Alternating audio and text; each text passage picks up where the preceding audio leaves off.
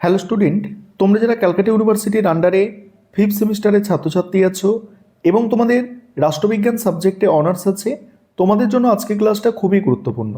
আজকের ক্লাসে তোমাদের ডিএসসিসি 12 পেপারের মক টেস্টের প্রশ্নপত্র নিয়ে আলোচনা করব এবং তোমরা যারা ইংলিশ ভার্সনের স্টুডেন্ট আছো তোমরাও আজকের ক্লাসটা দেখো, কারণ এই মক টেস্টের প্রশ্নপত্রটা তোমরা ইংলিশেও পেয়ে যাবে। তোমাদের ডিএসসিসি 12 পেপারের নাম হচ্ছে ওয়েস্টার্ন পলিটিক্যাল থট 1, অর্থাৎ পশ্চিমী রাষ্ট্রচিন্তা 1। তোমরা জানো ফুল মার্কস তোমাদের থাকে 75, অর্থাৎ 75 নম্বরের পরীক্ষা, 3 ঘন্টা সময় তোমাদের দেয়া হয়।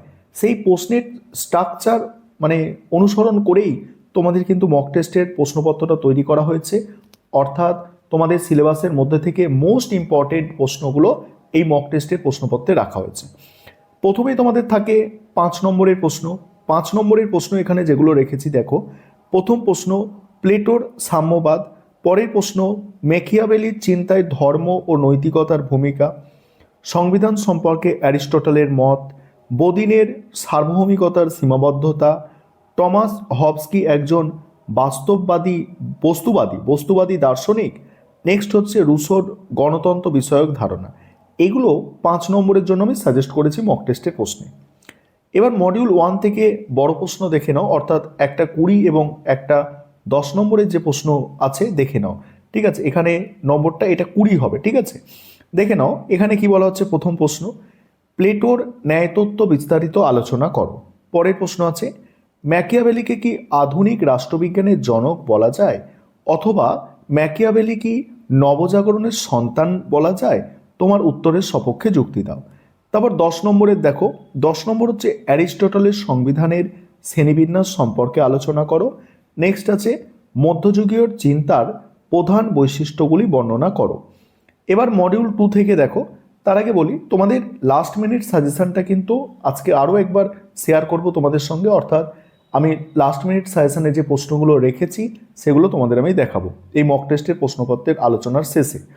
মডিউল 2 থেকে দেখো, এটা প্রথমে 15 নম্বর যেটা আছে এটা 20 নম্বর হবে, এটা টাইপিং মিস্টেক আছে, এটা 20 নম্বরের প্রশ্ন। 20 নম্বরে এখান থেকে দেখো মডিউল 2 থেকে জন লককে কি আধুনিক উদারনীতিবাদের প্রবর্তক বলা যায়, যুক্তিসহ আলোচনা করো। নেক্সট হচ্ছে রুসোর সাধারণ ইচ্ছার তত্ত্বটি সমালোচনা সহ ব্যাখ্যা করো। তারপরে দেখো 10 নম্বরের প্রশ্ন বোদিনের সার্বভৌমিকতার তত্ত্ব আলোচনা করো। নেক্সট হচ্ছে টমাস হবসের সার্বভৌমত্ব ও রাষ্ট্রের প্রকৃতি সংক্রান্ত ধারণাটি আলোচনা করো। এবার তোমরা যারা ইংলিশ ভার্সনের স্টুডেন্ট আছো তোমরা দেখে নাও মক টেস্টের প্রশ্নপত্রটা ইংলিশে দেয়া আছে, এবং এরপরেই আমি তোমাদের লাস্ট মিনিট সাজেশনটা আরেকবার দেখাবো ডিএসসিসি 12 পেপারের। এবারে তোমরা লাস্ট মিনিট সাজেশনটা একবার দেখে নাও ওয়েস্টার্ন পলিটিক্যাল থট এই পেপার থেকে। প্রথমেই বড় প্রশ্ন, অর্থাৎ 10 বা 20 নম্বরের জন্য যে প্রশ্ন তৈরি করতে হবে, যে প্রশ্নগুলো 3টে করে স্টার দেওয়া আছে এই প্রশ্ন কোনোভাবেই স্কিপ করা যাবে না। প্রথম প্রশ্ন আছে প্লেটোর ন্যায়তত্ত্ব বা ন্যায় বিচারের তত্ত্ব আলোচনা করো। দ্বিতীয় প্রশ্ন ম্যাকিয়াভেলির রাজনৈতিক চিন্তার অবদান আলোচনা করো। 3 নম্বর অ্যারিস্টটলের রাষ্ট্রতত্ত্ব আলোচনা করো, এর সঙ্গেই আছে আধুনিক রাষ্ট্রতত্ত্বে এর তাৎপর্য ব্যাখ্যা করো। 4 নম্বর প্রশ্ন রোমানদের আইন ও নাগরিকত্বের তত্ত্ব আলোচনা করো। 5 নম্বর প্লেটোর সাম্যবাদের ধারণা বিশ্লেষণ করো। তারপর 6 নম্বর সংস্কার আন্দোলনের রাজনৈতিক চিন্তার তাৎপর্য আলোচনা করো। এখানে 6টা প্রশ্ন আমি মোস্ট ইম্পর্টেন্ট রেখেছি, তোমাদের পরীক্ষায় 4টে প্রশ্ন দেয়া থাকে, অর্থাৎ 10-এর 2, 20-এর 2 মডিউল 1 থেকে। আমি এক্সট্রা আরও 2টো দিয়েছি, 6টা প্রশ্ন দিয়েছি। এই 6টা প্রশ্ন অনার্সে কোনোভাবেই স্কিপ করা যাবে না, অর্থাৎ এর থেকে কম পড়লে কোনোভাবেই চলবে না। তারপরে দেখে নাও এক্সট্রা 2টো প্রশ্ন আছে অ্যারিস্টটলের সংবিধানের শ্রেণীবিন্যাস, রেনেসাসের রাজনৈতিক তাৎপর্য আলোচনা করো। টোটাল 8টা প্রশ্ন হলো মডিউল 1 থেকে।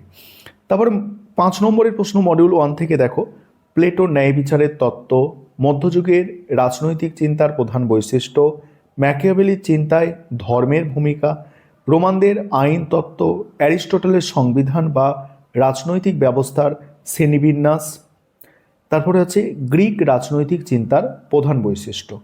এবারে তোমাদের মডিউল 2 থেকে দেখো, মডিউল 2 থেকে বড় প্রশ্ন দেখো। প্রথম প্রশ্ন জন লককে কি আধুনিক উদারনীতিবাদের প্রবর্তক বলা যায়, যুক্তিসহ আলোচনা করো।